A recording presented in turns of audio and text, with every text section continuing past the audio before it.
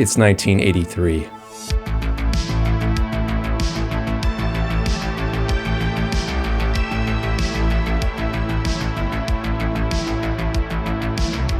And in the war of computers, IBM reigns supreme. But little do they know that scrappy underdog Apple is preparing to strike back. But with something very different. What is Apple's secret weapon? It's a new kind of computer called Macintosh. In the works for years, Mac leader and co-founder of Apple, Steve Jobs, is so confident of the computer's ability to dethrone IBM, he's risking the future of the entire company on it. But not everybody at Apple is so convinced. Just wait until next year, Steve thinks. That's when you'll see that I'm right. That's when we drop the bombshell. Very good hands indeed. Our coverage of Super Bowl 18 continues on CBS right after these messages from your local station. Today we celebrate the first glorious anniversary of the information purification events. Unification of the rules is more powerful a weapon than any fleet. With one will, one resolve, one cause. We shall prevail. On January 24th, Apple Computer will introduce Macintosh. And you'll see why 1984 won't be like 1984.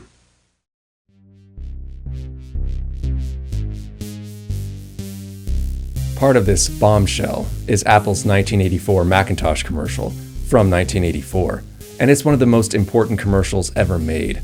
Sweeping and unabashedly cinematic, its 60-second story of a rebel versus the state is so much more than a product pitch.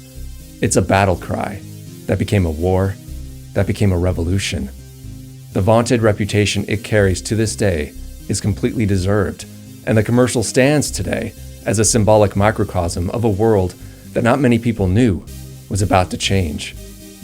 The commercial is like a mini masterpiece, with a lone, rebellious heroine figuratively and actually shattering the face of totalitarian control. It may seem like fantasy, but what it represents is far more real. My investigation into Steve Jobs and Apple began with this commercial, and the deeper I went with it, the more I found out about what it was all about, which led me to who and what brought it to life, along with how and why. You might say that I've become a little obsessed with it, and its not so covert symbolism, which was a surprise to me because I'm a guy that generally hates commercials. But for some growing number of reasons, I was giving this one a break. Now don't get me wrong, I knew that it was an important commercial. After all, it was a major plot point in Steve Jobs, along with being the opening piece of Pirates of Silicon Valley. But until now, I never really gave it a second thought. However, after reading article upon article, essays, and watching interviews, I've come to understand the methods of its madness, and I see the beauty of its simplicity, sophistication. I wish I could have seen it myself that day when it aired during the Super Bowl, but all I've got are the archives of other people's memories and the internet's collective memory. Still, what I've uncovered with them was that this commercial's creation extends far beyond conceptual design, beyond directors, beyond marketing agencies, because this video isn't really about a commercial. It's about something else. Passion. The passion to be bold, the passion to succeed, the passion to be perfect, and the passion to rebel. To get anywhere, sometimes you have to think outside the box. You have to think different. Steve Jobs was a man that thought differently, and when he founded Apple Computers in the late 1970s, he was on a mission to bring computers to the regular people, and to make one hell of a dent in the universe at the same time. But he would have to do it from the inside out, because already surrounding himself, Apple, and the Macintosh was a great wall, a commercial behemoth, signified by an almighty acronym. 3 letters, synonymous with computing. IBM. At this time, 56-year-old John Opel was the president and CEO of IBM, and 29-year-old Steve Jobs was the spiritual leader over at Apple. So, which man behind their company could turn the computer, one of the most complex tools ever constructed, into the most simple-to-use tool? With the coming of the Macintosh, the stage was set for the technological war of the century, and the battle lines would be drawn across not only corporate grounds, but philosophical ones, because what these emerging enterprises represented was far more than just the sum of their microchips. It was a change of the status quo, a new way of thinking, branded by the difference of two logos, one representing the old generation and the other, the new. Which would win?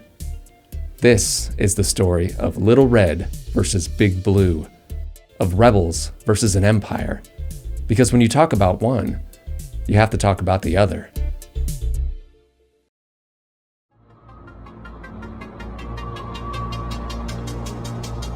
A new age was dawning, and with the coming premiere of the Macintosh, a computer that was supposed to revolutionize the industry and hopefully, in Steve Jobs' mind, humanity along with it, he knew he needed to give it the biggest and most grand introduction as possible, the likes of which the world had never seen. And for Jobs, that meant sparing no cost and risking everything, even Apple itself.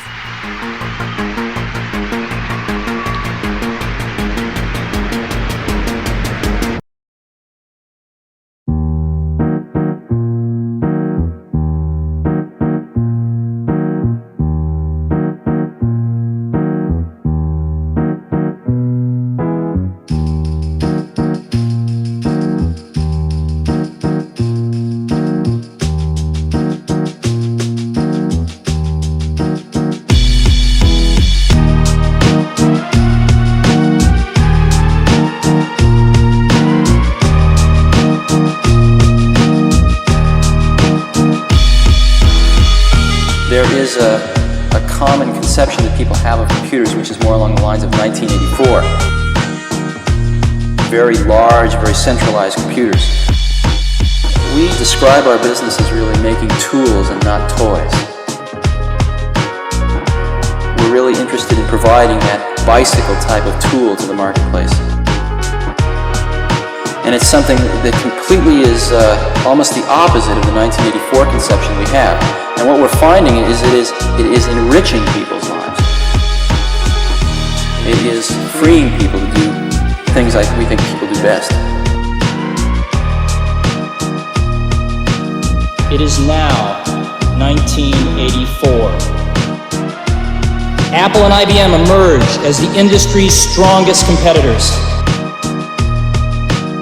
It appears IBM wants it all and is aiming its guns on its last obstacle to industry control, Apple. Will Big Blue dominate the entire computer industry, the entire information age? Was George Orwell right about 1984?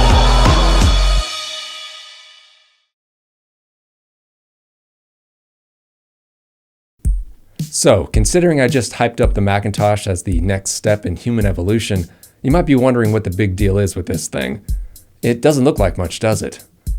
Well, that's because computers, and especially people's attitudes about them, used to be really different. I was born in the early 1980s, and so because of that, most of my memories of that decade are from its second half.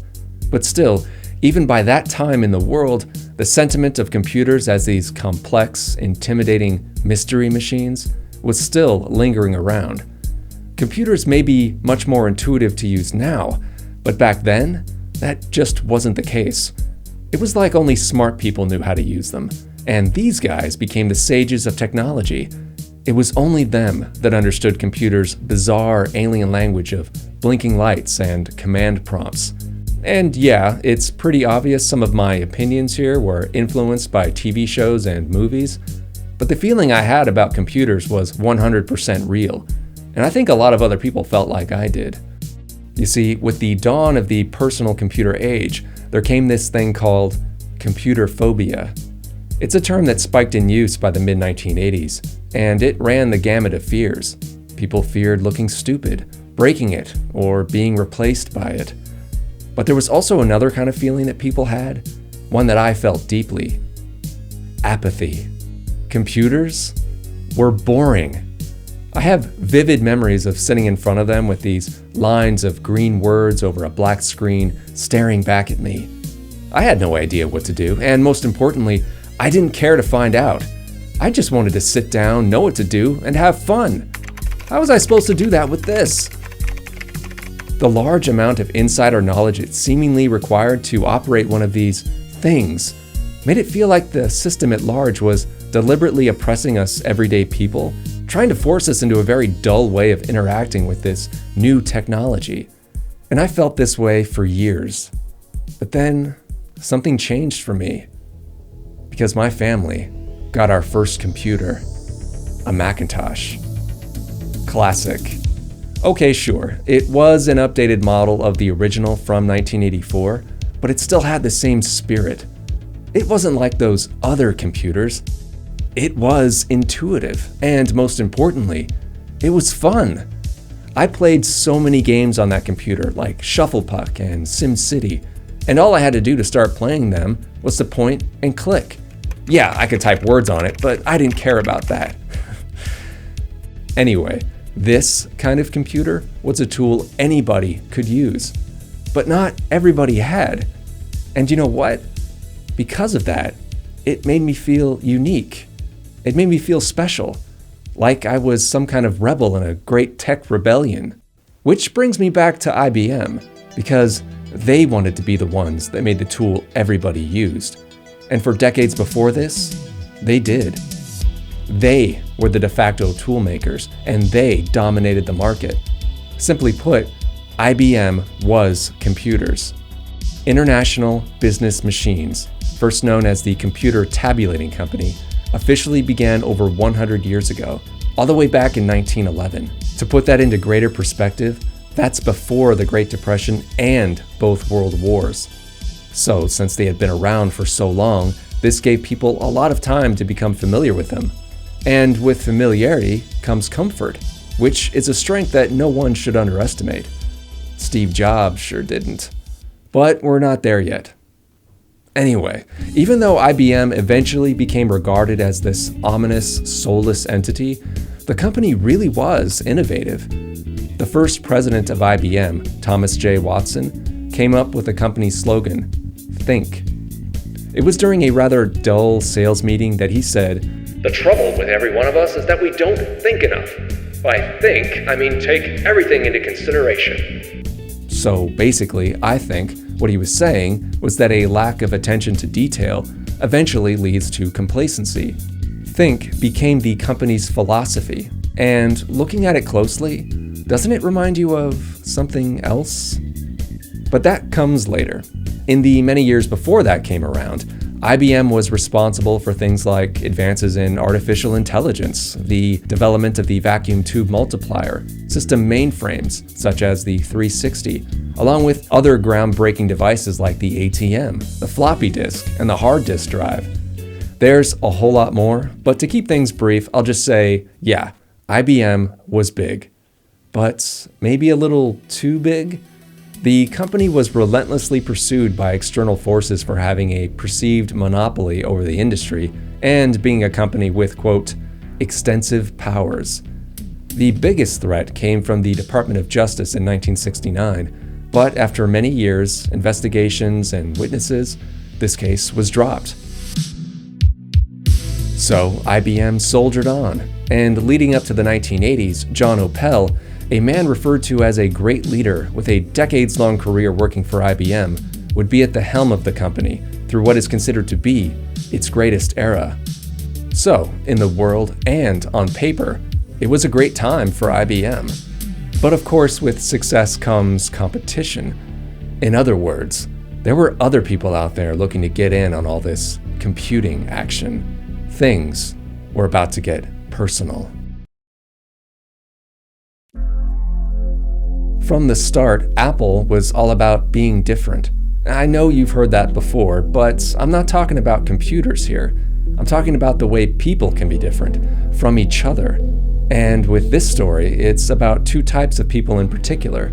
in the guises of the corporate and the pirate. IBM had Opel, Apple had Steve. Opel was an established man, a businessman, and Steve, well, he was neither of those things, but I want you to remember that difference because there will be more businessmen later on in this story. Opel and Steve were men at the top of their game in the late 70s, early 80s, but who were they really? They were born decades apart, with Opel in 1925 and Steve in 1955.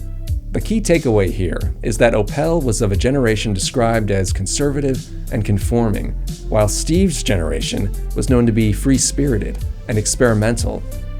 That gives us a clue as to how each man's business acumen was influenced, but people aren't labels, they're individuals with nuance. So things are still a little blurry when it comes to the details. To make them clear, we've got to get closer.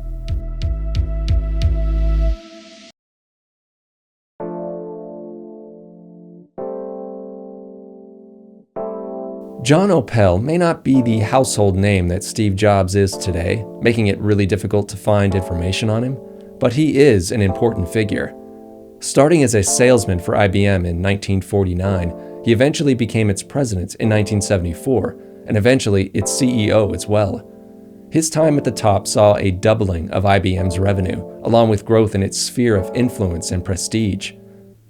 Upon his death in 2011, IBM published an article celebrating his life and tenure. In this article, Patrick Toole, a fellow executive, said this of Opel: "He was good with customers and his colleagues. Everybody trusted him. And from what I've found from a smattering of his quotes left behind, he was practical, logical, empathetic, and thoughtful, which I think can be summed up nicely in this singular quote of his. One of the great privileges of life is to have a purpose beyond the business of making a living. In IBM, we find this purpose in the uses to which our products and services are put, in the enrichment of life, health, and learning. Who could ask for anything more?" I think it's evident by this that Opel was a company man, and he was a man dedicated to the ideals passed down to him by the founder of IBM, that of respect, dedication, and superior performance. From the way his colleagues talked about him to how he was honored upon his death, it looks like he practiced what he preached. And under that practice, IBM was propelled to new heights, expanding its reach from mainframes to microcomputers, and further defining an emerging industry. Of course, with success comes admiration, and Opel became so admired he was looked upon as the quintessential IBM man, and impeccably dressed to boot, appearing just as refined on the outside as he was on the inside. And so maybe he wasn't the emperor of a soul-crushing empire, but still he was the leader of an empire, one that had become so ubiquitous and uniform that it was almost inviting people to oppose it. In the mind of younger me, you know, the one we left behind a few minutes ago playing Shufflepuck in SimCity on his Macintosh, Opel kind of embodied what I saw as the IBM Gestalt, and generally that of most computers. These kinds of persons and things were consisting of programming that was conservative, practical, and corporate. Now, no doubt these can be good things, but it all speaks of so much conformity, and which, not coincidentally, is the key characteristic that brings me back to the computer side of personal, the IBM 5150. And in August of 1981, thanks to Opel's direction, it was delivered to retailers for immediate purchase. IBM had out their first personal computer. So I guess you could say the PC age had finally arrived. And it wasn't a box of blinking lights, and it didn't cost millions of dollars. It was small, sort of sleek, and a machine that was all business, made for business. And for people.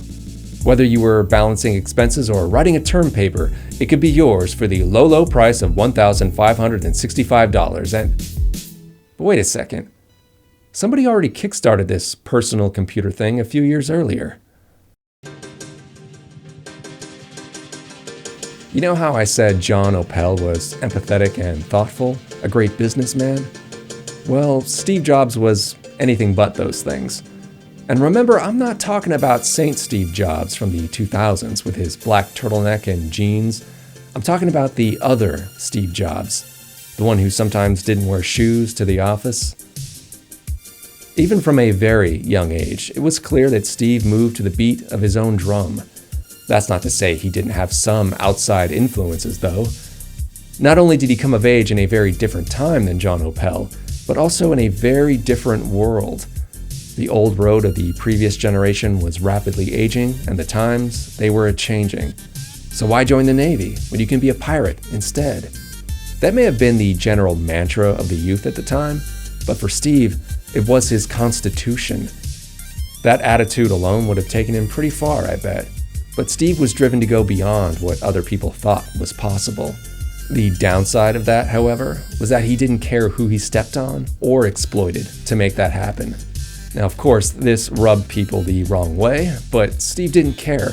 And I think it's because he had a quirk that shielded him from criticism, or a defect, depending on the context. It was what others dubbed his reality distortion field. He could drive himself by magical thinking, by believing something that the rest of us couldn't possibly believe. And sometimes it worked, sometimes it didn't. With Steve, this force of magical thinking, although sometimes destructive, was like a shockwave. As it expanded outward, it shook people's perceptions, forcing them to rethink things. So maybe Steve wasn't so much a great creator, but instead a great disruptor. He didn't actually make anything, and that's a very important distinction. There were the builders, the engineers, and then there was Steve. He imagined possibilities, then he trusted his intuition to push himself and the people around him into making the best possibility a reality. Now, this way of doing things would be out of bounds for most people, but Steve felt that the rules just didn't apply to him. He was special. But it was this same arrogance, along with his love of electronics, that drove him into the direction of personal computers. He saw commercial potential when not many others did, and in 1976, with the engineering of longtime friend Steve Wozniak, he pushed that potential all the way into the creation of his own personal computer and his own computer company, Apple Computer Incorporated.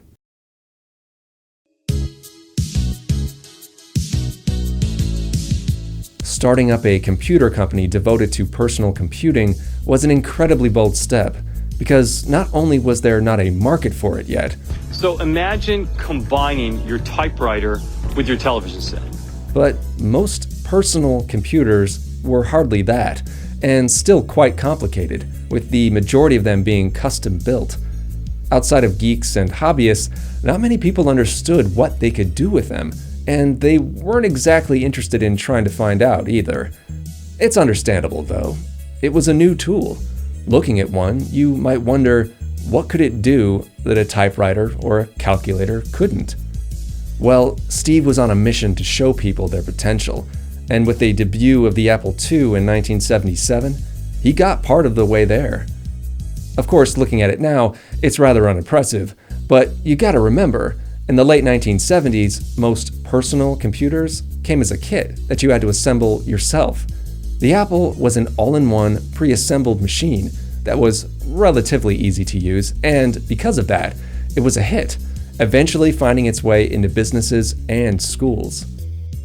With this one machine, Steve had carved out a niche for Apple, and in just a few years, he had turned it from a tiny startup in his parents' garage, struggling for money, to being a publicly traded company worth millions of dollars.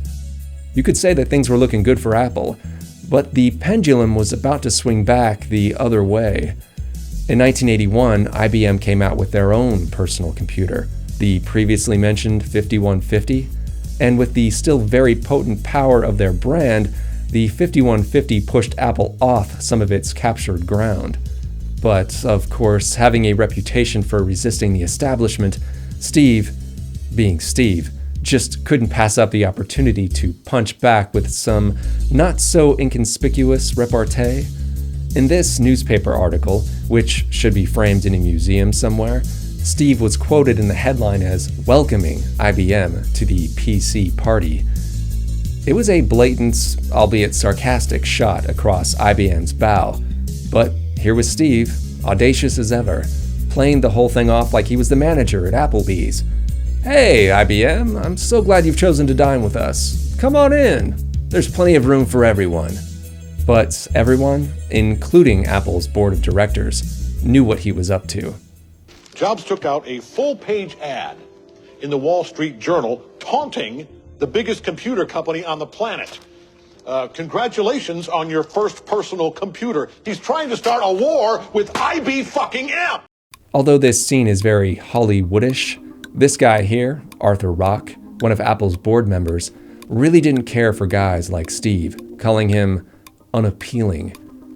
Arthur is one of those businessmen I warned you about earlier. Of the same generation as John Opel, he carried some of the same conservative ideals of business and its etiquettes. He wasn't a bad guy, though, not at all, nor were any other of the suits on the Apple board. But Steve's counterculture-like way of doing things just didn't fit in with how they thought a business should be run. And now with this article, Steve had just rocked a seemingly stable ship for the glorification of his own ego. If it was a friendly competition before this, then it certainly wasn't anymore. Steve was making enemies on the outside, and now, even those from within. If only he was willing to play nice with IBM. But if he did that, then the rest of this story would be entirely hypothetical, and I might have written this on my compact Rosario. However, it's still early in the game. Apple has made a good impression on the world, but still, Steve wants more. To make that dent in the universe, he'll have to deliver a knockout punch to the Goliath that is IBM. But to strike a blow that big, he'll need a new kind of computer. This new machine would have to be better and more efficient than the IBM PC. That impersonal, so-called personal computer kept a person crawling. This new computer would get you moving. You know, I don't believe in destiny, but I think Steve's life can be looked at as a circuitous but ultimately purposeful road leading to the creation of the Macintosh, a computer that would change his life, and I think the world along with it. Just not quite in the way he first imagined.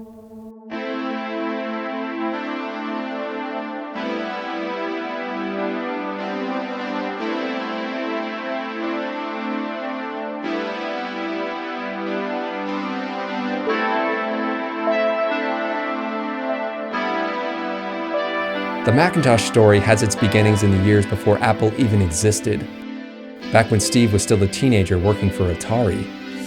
It was in the early 1970s, and like any good hippie of those days, Steve had a fascination with Eastern philosophy, but unlike other hippies, he took it to the next level. In 1974, along with his college friend Dan Kotke, he trekked all the way to India in search of guidance and spiritual enlightenment.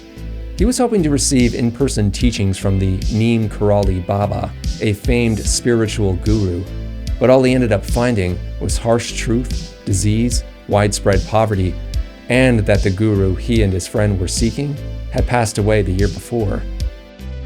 Surprisingly, though, this experience didn't shake Steve's resolve. Actually, his month spent in this very different and disturbing world had a positive impact on his life, opening his perceptions. He didn't find exactly what he came there for, but he learned to embrace simplicity, along with his intuition, reasoning that it could be more powerful than his intellect. He returned home a Buddhist, and with a renewed focus and understanding that, as he put it, maybe Thomas Edison did a lot more to improve the world than Karl Marx and Neem Karoli Baba put together. The principles he took home with him, as well as other things he picked up before and after, like dropping acid and embracing the Taoist design principle of less is more, allowed Steve to start seeing things in a bold new way. He realized that computers didn't have to be awkward looking and difficult to use, but rather they should and could be works of art and magnificently simple to use. It could and should be perfect, and Steve wouldn't settle for anything less. So Steve, being Steve, kept redesigning the box, all while thinking outside of it.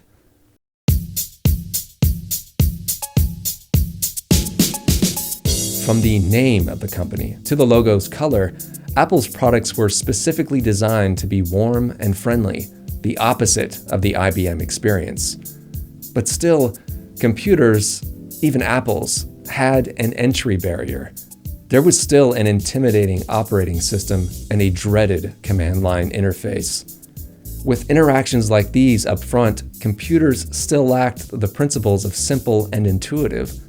However, when he saw a demo of the graphical user interface, or GUI, and the mouse with the Alto computer at Xerox PARC, aka the Palo Alto Research Center, he knew he had found what he needed to break through that barrier.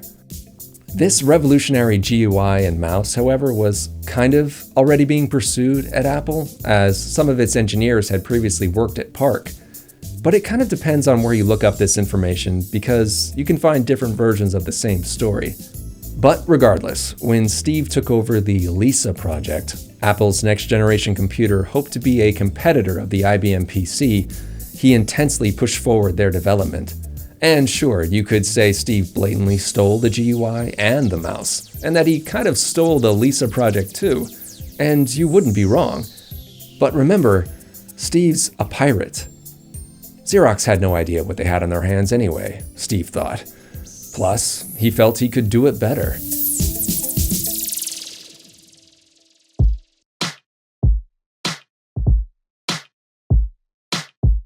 The Lisa, a sort of proto-Macintosh, became Steve's passion project. He funneled enormous amounts of money, about $180 million in today's dollars, towards its development, and for a while, the board of directors complied with Steve's tinkering and spending because at this point in Apple's life, there was still plenty of money to go around. But after a while, as the money stopped rolling in, the tone shifted. Steve's constant insistence on perfection caused the Lisa to be over budget and well past its due date. Plus, Steve was developing a reputation for being difficult to work with. He had lots of flaws. He was very petulant, he was very brittle, he could be very, very mean to people at times, and whether it was to a waitress in a restaurant or to a guy who had stayed up all night coding. And you'd say, why did you do that? Why weren't you nicer?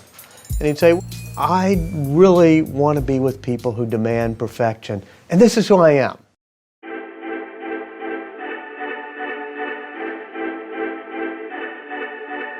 This insistence of perfection eventually got Steve kicked off the Lisa project. Imagine that, the co-founder getting told what he can't do in his own company. But it happened. This wasn't like working out of his parents' garage anymore. Apple had become a corporate structure, a business with oversight and expectations, and Steve's aggressive, visionary tendencies were starting to work against Apple's bottom line. The enormous development costs caused the Lisa sale price of $2,000 to jump to $10,000. That's the equivalent of about $30,000 today, which sounds insane. No average person would spend that much money on a computer, and they didn't. So the Lisa was a huge flop. Plus, the computer was underpowered, making it sluggish and frustrating to use for those that actually could afford it. Although it was praised by industry insiders and critics for its advancements of the GUI, the Lisa's high price tag and unorthodox design just couldn't compete with IBM's well-established cultural foothold, especially in businesses. After all, IBM was the business machine, which, outside of technophiles and hobbyists, was where most computers were still being used. IBM's name alone gave it purpose and dominance, which was its version of simplicity, I suppose. But there was more. Not only was Steve fighting the might of the IBM machine, but also its gears, the people who bought those machines, the consumers. They just didn't see Apples in the same way. They weren't real computers. They were more like toys. The sad fact of the matter was this: people were being oppressed by the ubiquity of IBM. They just didn't know it. IBM was the norm, and Apples were that other, weird type of computer. Now, we can only speculate how the Lisa would have turned out if Steve hadn't lost control of it. However, it was his first real taste of failure at Apple, and he wanted to wash his hands of it ASAP. With a new project and a new team, he could do that. Only this time, he would avoid the same mistakes. A new computer would have to be smaller, faster, and cheaper, all the things the Lisa should have been. but it would still be an Apple. So, looking for inspiration, Steve did what he had learned to do. He followed his intuition, and it took him right into the Bandley 3 building, the home of a computer already in development. Its codename? Macintosh.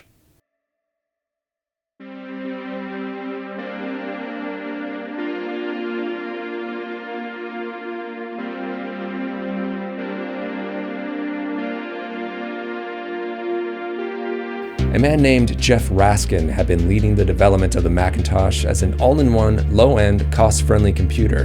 But when Steve came in, well, let's just say he had his own ideas on what the Macintosh could be. Naturally, this led to disagreements between the two men, so much so that Raskin eventually left the project altogether. With this change of direction, the pirate flag was raised on Bandley 3, and now with complete carte blanche, Steve and his team began to slowly transform the Macintosh into something very different. The board of directors was temporarily placated by this, as Steve was distracted with this other experimental machine. However, Apple was still a young company, and Steve, as well as the board, knew they needed a more experienced CEO to guide them through their growing pains and declining sales. Steve needed adult supervision, but he and the board both understood they needed someone who could sell Apple computers to a more general audience and get some much-needed cash flow back to the struggling company. But I think Steve was looking for more than just marketing experience. He wanted an ally, someone that understood his vision for Apple. So Steve ended up interviewing 20 candidates, all in tech, but he didn't think any of them were the right fit. So then, venturing outside of the technology sector, he felt he finally found the person he and Apple needed, in Pepsi CEO John Sculley. Sculley wasn't interested in the offer at first, but he was eventually lured in by Steve's insistence and passionate plea, which has since become legend. Do you want to sell sugar water for the rest of your life? Or do you want to come with me and change the world?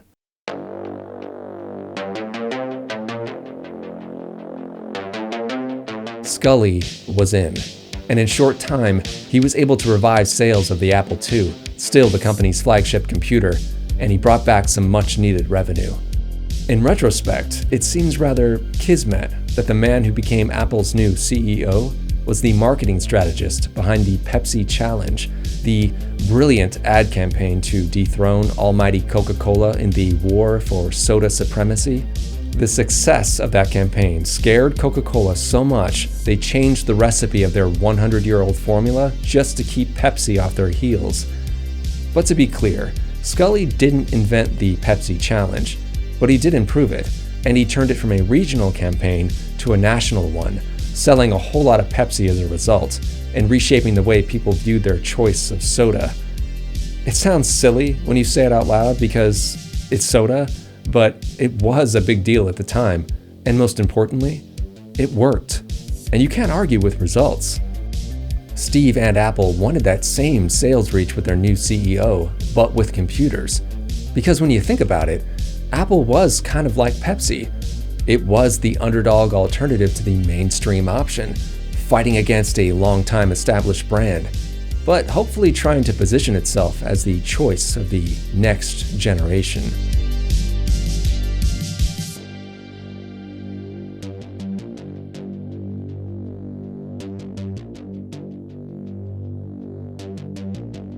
One of the things that Sculley brought with him from his days at PepsiCo was the concept of event marketing. With this strategy, a company can build up suspense and intrigue while dually developing curiosity and interest by building up a product's launch as a special event. To do this for the Mac, they needed to go beyond its software and technical specifications.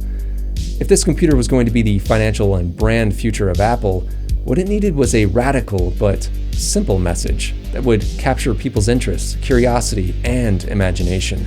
Or as Steve told another Steve Hayden, a copywriter with Chiat Day, Apple's ad agency, the Mac needed something that would stop the world in its tracks. A few years prior, making congenial commercials with celebrities like Dick Cavett and Kevin Costner, like they had done with the Apple II and III, worked fine for those computers, but something that conventional wouldn't shake the status quo like Steve wanted. However, during a trip to Apple, Hayden saw the Mac for himself, and with his own eyes, he realized how different it was from other computers. It was this feeling of opposition toward the norm that Steve really wanted to be punctuated. So, Hayden and art director Brent Thomas resurfaced an idea they'd had a few years earlier. It was merely a vague concept of contrarianism, accompanied with the tagline, "Why 1984 won't be like 1984." It was a take on George Orwell's dystopian novel 1984, a book written in 1949 depicting a grim future where the population had become the oppressed and pacified subjects of an all-powerful totalitarian state, headed by the mysterious figure referred to as Big Brother. So whatever product they paired their idea with would be the remedy to this oppression, hence the tagline. It was never conceived to be a direct reference to IBM. However, somewhere in the genesis of this idea, Big Brother became Big Blue, IBM's somewhat unflattering nickname. For the most part, this transference was Steve's doing, and I think it was a good tactic. Shifting it from the general to specific made it feel so much more dramatic and personal. With the added guidance of legendary creative director Lee Clow, the concept was fleshed out into a mini epic. And you can see how much of it was born right on the page, but now they had a finished concept ready to propose. The designers at Chiat Day were hesitant though, as they didn't think anyone at Apple would approve of such a dark and strange concept.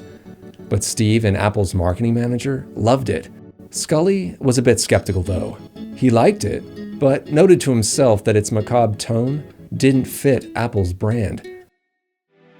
And most noticeably, the ad didn't actually feature the product it was trying to sell. He must have seen something in it though, because he ended up approving a budget, giving the commercial a green light. Chiat Day went on to hire film auteur Ridley Scott to direct, which gave the commercial its filmic flavor. It was shot at London's Shepperton Studios, with genuine skinheads playing the downtrodden masses, and a real discus thrower playing the rebel who smashed the visage of Big Brother. All said and done, Chiat Day, Scott, and the other creative factors combined had put together a masterful little epic, with some powerful iconography. But what I think they'd also done was inadvertently capture Steve's soul on film. In the guise of this commercial, his struggle with authority, his pursuit of enlightenment, and his mission to smash through conventional thinking was all there too, just between the lines. Maybe Steve felt this too, maybe he didn't. But when he saw the commercial for himself, he loved it, and so did a lot of others at Apple.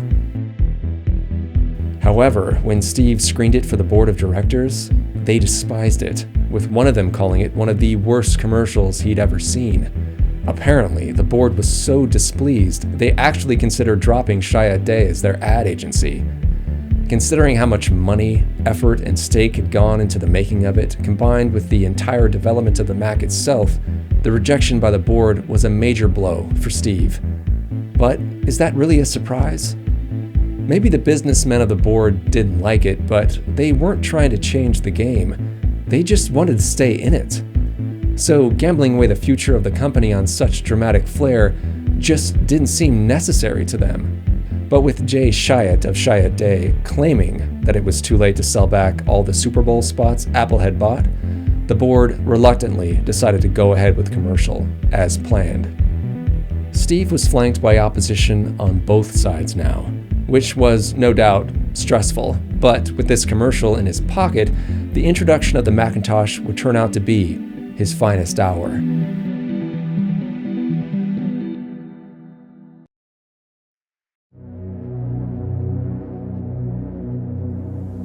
It is now 1984. It appears IBM wants it all. Apple is perceived to be the only hope to offer IBM a run for its money. Dealers, initially welcoming IBM with open arms, now fear an IBM-dominated and controlled future. Will Big Blue dominate the entire computer industry? the entire information age. Was George Orwell right about 1984? For today we celebrate the first glorious anniversary of the Information Purification Directives. Dramatic? Yes, but it got people excited. More than just an event now, the coming of the Macintosh was being touted as a full-blown insurrection. And on January 22nd, Apple's retaliatory strike against IBM would be echoed across the country. But later that day, the Mac team was shocked but thrilled to see that the commercial had become big news. Apparently, viewer reaction had been so strong that it became a segment on evening newscasts, and it remained in the news cycle for the next few days, generating Apple loads of free publicity. Steve was vindicated. The next week, Macintosh went on sale and blasted past expectations. To everyone, it looked like Steve and Apple had pulled off the impossible and somehow slain Goliath. As you can imagine, Steve was riding high. First, there was the Apple II. Introduced in 1977, it took 2.5 years to sell the 50,000th Apple II in late 1979. Next, there was the IBM PC. Introduced in late 81, it took 7.5 months before it sold its 50,000th unit in mid-1982. Macintosh, introduced 92 days ago on January 24th, reached its 50,000th unit on April 6th in just 74 days.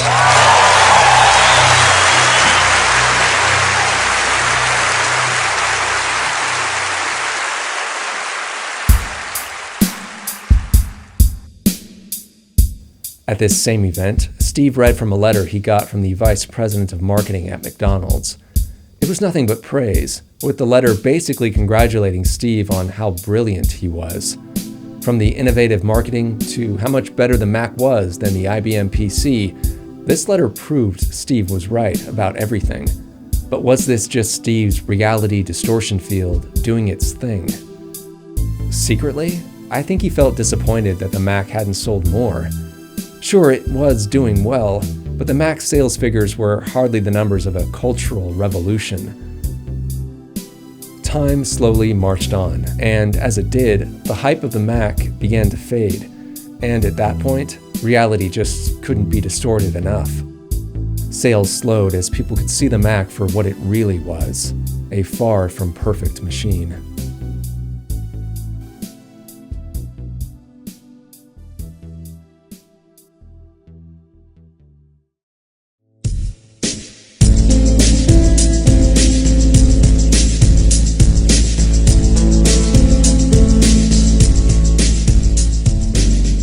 This first model of the Macintosh had only 128 kilobytes of memory, causing it to run slowly. Plus, it was black and white, with no hard drive, little application support, and no fan. The latter problem would eventually lend it the nickname of the beige toaster. The tide of opinion was turning, morphing the Mac from a tool of liberation to that of an overpriced machine that looked cool, but didn't actually do anything. Steve had pushed hard on the Mac team to make it perfect from the inside out, just like he had done with the Lisa. And I think they went that extra mile and then some, but it just didn't matter. The technology of the mid-1980s just hadn't matured enough. I hate to use a cliche here, but it's true. The Mac was ahead of its time. And adding salt to the wound, IBM was still dominating sales, along with all those IBM clones that had sprung up over the years. These computers didn't have the pizzazz of the Mac, but they were much cheaper, and in terms of specs, they could do a lot more. This, combined with their proliferation, IBM and its doppelgangers were the clear, practical choice. Despite all of this though, Steve kept pressing forward with the Mac. In 1985, Macintosh Office was introduced, but it was a critical and financial failure. Things had gone from secretly disappointing to obvious failure, and Steve sank into a deep depression. He believed with all his heart that the Mac was the future of Apple. His desperation grew, and with it, his fervor to convince Sculley to lower the price of the Mac. That was the only way to turn things around, he thought. However, Sculley disagreed, and so did the rest of the board. If the price was lowered, the Mac wouldn't be able to recoup its production and marketing budget. They needed to invest in a more reliable product, and that just wasn't the Mac. For the first time, Steve was at odds with Sculley, the man he had personally chosen as CEO. As you can imagine, he felt betrayed. The two men's friendship, which had grown quickly, disintegrated almost as fast. To Steve, it was a nightmare come true. Sculley had turned out to be the kind of businessman he had desperately wanted to avoid, a man that based his decisions on numbers and logic, not passion. Getting more desperate, Steve attempted a coup to wrestle away control of Apple from Sculley, but it failed, making things even more tense. The power struggle continued, mainly over where to focus the company, the reliable Apple II or the tempestuous Mac, Steve or Sculley. However, with the board behind him, Sculley won. Steve was removed as director of the Macintosh division. And now, not more than a year and a half after the Mac had made its debut, Steve was forced to leave Apple, the company he had started himself and grew from nothing, with a profit margin having trumped his passion to change the world. What can I say? I hired the wrong guy. That was Sculley? Yeah. And he destroyed everything I'd spent 10 years working for. Starting with me, but that wasn't the saddest part. I would have gladly left Apple if Apple would have turned out like I'd wanted it to.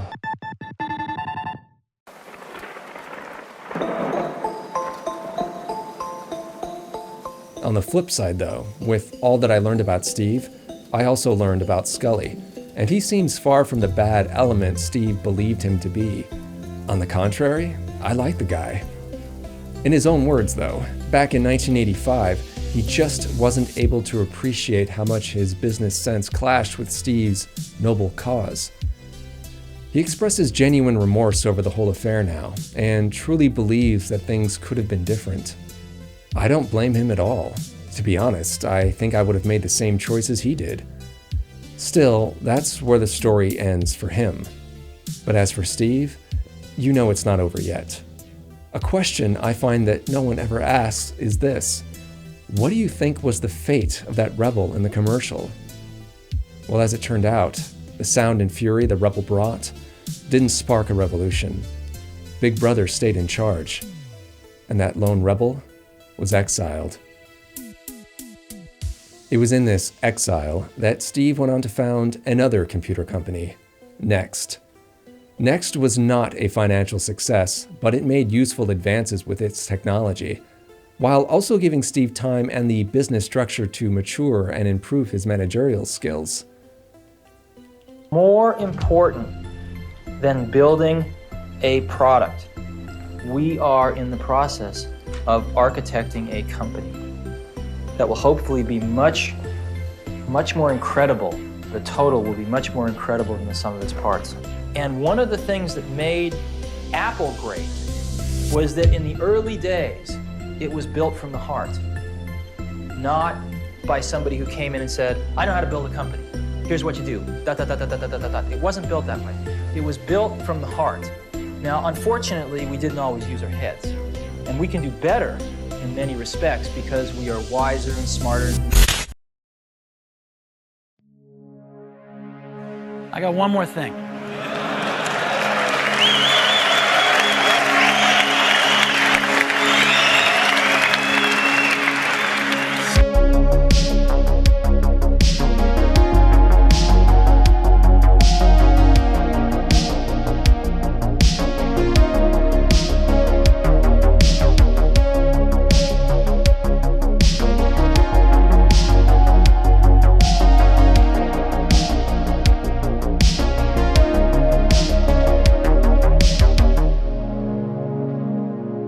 Meanwhile, though, Apple's war with IBM morphed into a war with Microsoft, a war that drove Apple to the point of near bankruptcy. By the mid-1990s, the personal computer landscape had changed, and Apple had lost its way. The company was near bankruptcy, But this was when Steve made his now infamous return, bringing next teams, software, and engineering along with him. He reshaped Apple and resurrected the brand by launching the now infamous Think Different campaign, with his new Mac, the iMac, at the forefront. Forever a rebel at heart, one of these new commercials for Apple retained all of Steve's spirit from its 1984 counterpart, but without that commercial's antagonism and violence. Now, there was peace and understanding. Here's to the crazy ones, the misfits, the rebels, the troublemakers, the round pegs in the square holes, the ones who see things differently. They're not fond of rules, and they have no respect for the status quo. You can quote them, disagree with them, glorify or vilify them. About the only thing you can't do is ignore them, because they change things.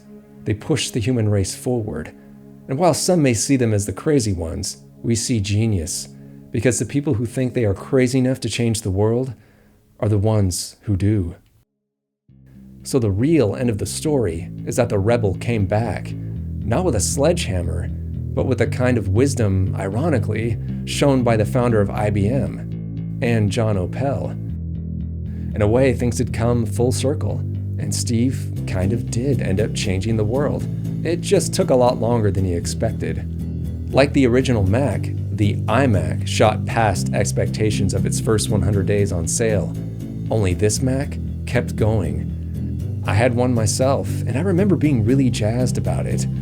But all those years before, I had stuck with Apple through its dark days, with models like the Performa 550, never daring to switch to an IBM or one of its clones. And even though all my friends kept telling me that Apple sucked, that just strengthened my resolve even more, because deep down, I felt like a rebel too. It was tough, but like Steve, my choice was eventually vindicated. The iMac was the personal computer Steve wanted to give people back in 1984, but now, the technology and society had finally caught up with his vision. And from there to the iPod, the iPhone, and the iPad, Steve and his reality distortion field changed the way we interact with technology, finally delivering that bicycle for the mind he had promised. The great Apple rebellion was over. Steve had lost the battle, but he'd won the war. And in the end, it wasn't a bombshell or some other climactic event that altered its course, but instead perseverance and the real weapon of change: passion.